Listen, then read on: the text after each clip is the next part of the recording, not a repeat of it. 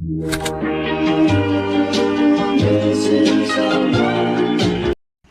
semuanya, perkenalkan nama saya Putra Hayu Oktaviani. Saya merupakan mahasiswi dari Universitas Mula Warman, program studi Bahasa Inggris angkatan 2020. Kemudian pada kesempatan kali ini saya ingin memberikan penjelasan sedikit mengenai proposal penelitian ilmiah. Jadi kita langsung aja ke pembahasannya. Yang pertama, kita akan membahas mengenai pengertian proposal penelitian menurut para ahli. Yang pertama ada menurut Sugiono. Menurutnya, proposal penelitian ialah pedoman yang berisikan berbagai kegiatan serta langkah-langkah analisis sistematis yang akan diikuti oleh seorang peneliti dalam melaksanakan suatu penelitian. Kemudian menurut Bapak Profesor Robertus Wahyudi Triweko, proposal penelitian ialah suatu bentuk dokumen rencana kerja yang terdiri atas semua unsur-unsur pokok dalam suatu proses penelitian. Proposal penelitian harus berisikan informasi yang cukup bagi si pembaca untuk mengevaluasi penelitian yang dilakukan. Kemudian pembahasan selanjutnya adalah jenis-jenis proposal penelitian ilmiah. Yang pertama ada proposal penelitian pengembangan. Proposal penelitian pengembangan merupakan proposal yang digunakan untuk kegiatan yang menghasilkan rencana atau produk yang dapat digunakan untuk memecahkan permasalahan aktual. Dalam hal ini, penekanan kegiatan pengembangannya yaitu pada pemanfaatan teori-teori, konsep-konsep, prinsip-prinsip, atau temuan-temuan penelitian untuk memecahkan masalah. Format proposal penelitian pengembangan berbeda dengan proposal penelitian yang ditulis berdasarkan kegiatan penelitian karena karakteristik kegiatan pengembangan dan kegiatan penelitian berorientasi hasil berbeda. Kegiatan penelitian dilakukan untuk mencari jawaban atas suatu permasalahan, tapi penelitian pengembangan dilakukan untuk mengaplikasikan temuan atau teori untuk memecahkan suatu permasalahan. Yang kedua adalah proposal penelitian kajian pustaka. Proposal ini adalah proposal yang ditulis untuk melaksanakan penelitian dengan tujuan memecahkan suatu permasalahan yang pada dasarnya bertumpu pada penelaahan kritis dan mendalam terhadap bahan-bahan pustaka yang relevan. Kajian pustaka biasanya dilakukan dengan cara mengumpulkan data atau informasi dari berbagai sumber pustaka, kemudian disajikan dengan cara untuk keperluan baru. Dalam hal ini dibutuhkan beberapa bahan-bahan pustaka sebagai sumber ide untuk menggali pemikiran atau gagasan baru dan sebagai bahan dasar untuk melakukan dedukasi dari pengetahuan yang telah ada, sehingga dapat dikembangkan kerangka teori baru atau sebagai dasar pemecahan masalah. Yang ketiga adalah proposal penelitian kualitatif. Proposal ini adalah proposal yang ditulis dengan tujuan untuk mengungkapkan permasalahan secara holistik kontekstual melalui pengumpulan data dari latar alami dan memanfaatkan diri peneliti sebagai instrumen kunci dalam penelitian. Penelitian kualitatif memiliki sifat deskriptif dan cenderung menggunakan analisis dengan pendekatan induktif. Dalam penelitian ini, proses dan makna lebih ditonjolkan. Karakteristik penelitian ini mewarnai sifat dan bentuk laporannya. Oleh karenanya, penyusun laporannya dalam bentuk narasi dan bersifat kreatif dan mendalam serta menunjukkan karakteristik naturalistik yang penuh keotentikan. Yang keempat yaitu proposal penelitian kuantitatif.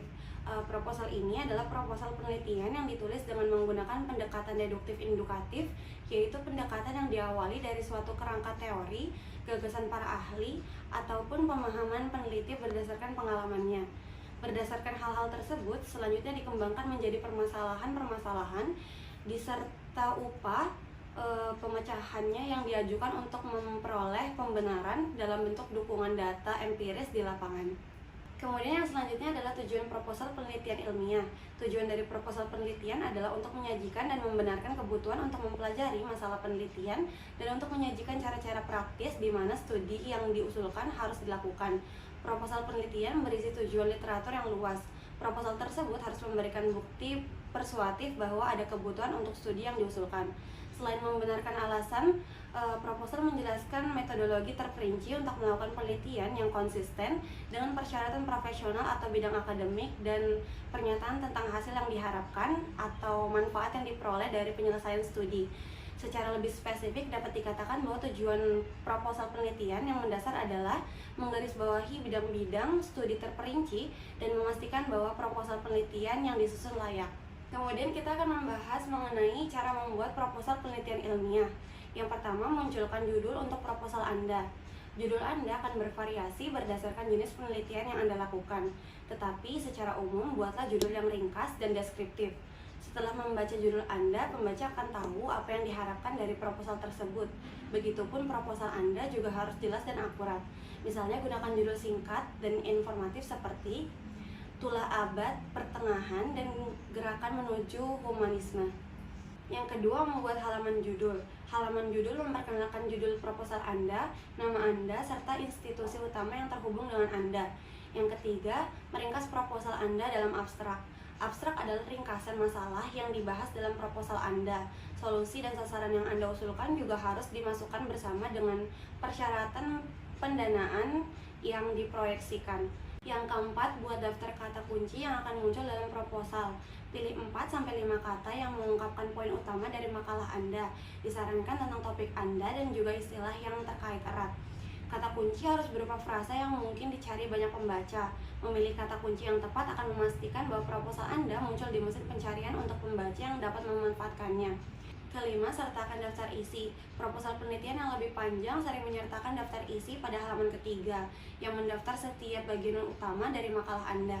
Sedangkan proposal singkat yang hanya menjangkau beberapa halaman seringkali tidak membutuhkan daftar isi. Khususnya proposal yang panjang mungkin juga memerlukan daftar ilustrasi, gambar, ataupun tabel. Kemudian yang keenam, tulislah bagian pendahuluan. Pendahuluan harus berisi bagian pernyataan masalah, tujuan penelitian, dan signifikasi penelitian atau latar belakang dan signifikasi. Yang ketujuh, berikan latar belakang dalam pendahuluan. Identifikasi masalah penelitian dan tujuan mengapa penelitian perlu dilakukan. Jika perlu, Anda dapat membagi bagian ini menjadi beberapa bagian. Di bawah tajuk yang bertulis pertanyaan penelitian atau hipotesis penelitian, jelaskan hubungan antara variabel dalam penelitian atau prediksi hubungan antara variabel bebas dan variabel terkait. Ini pada dasarnya mengidentifikasi masalah penelitian. Di bawah tajuk bertulis definisi istilah, tentukan ide-ide sentral yang akan digunakan dalam penelitian yang diusulkan. Juga berikan bukti yang mendukung kompetensi atau keahlian Anda di lapangan. Yang kedelapan, tulis bagian tinjauan literatur untuk mengkontekstualisasikan penelitian Anda. Di bagian ini, Anda akan menunjukkan kepada pembaca bahwa Anda mengetahui penelitian saat ini dan masa lalu dalam topik Anda, dan menunjukkan bahwa penelitian Anda akan memberikan kontribusi yang signifikan dan substansial untuk itu. Yang kesembilan, jelaskan penelitian yang diusulkan.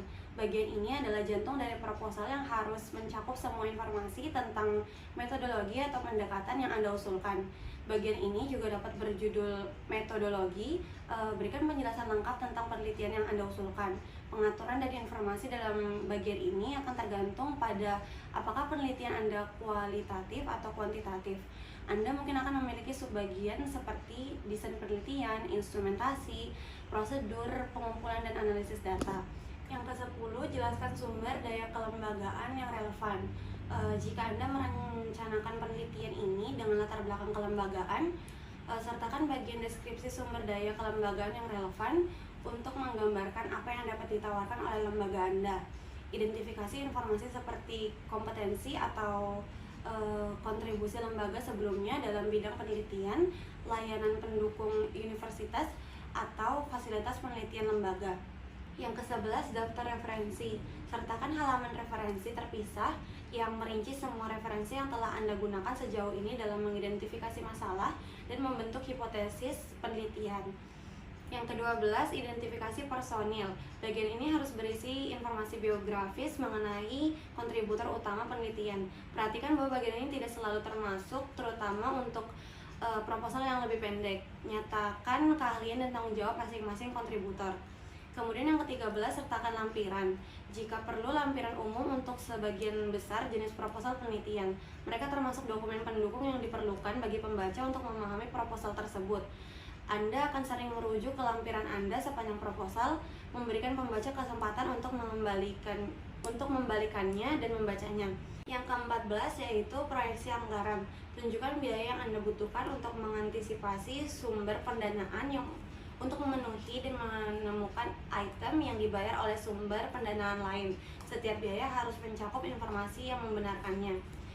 Jadi itu saja penjelasan mengenai proposal penelitian ilmiah. Terima kasih sudah menonton dan sampai jumpa di lain waktu. Terima kasih semuanya, have a nice day.